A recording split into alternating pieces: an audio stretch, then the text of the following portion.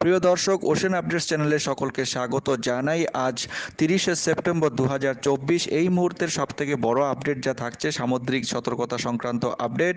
যে সমুদ্র কিন্তু কিছুটা উত্তাল হতে যাচ্ছে আগামী 72 ঘন্টার মধ্যে।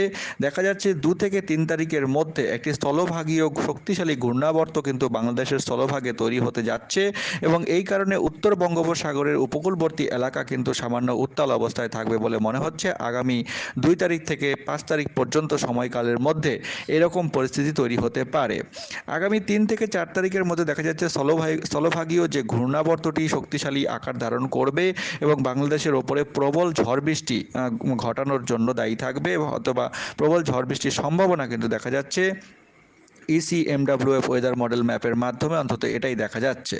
তো দর্শক, এই ছিল একটি ছোট্ট আপডেট। চ্যানেলের সঙ্গে থাকুন, চ্যানেলটিকে অবশ্যই সাবস্ক্রাইব করে রেখে দিন প্রতিদিনের নিয়মিত এরকম আপডেট পাওয়ার জন্য। অনেক ধন্যবাদ।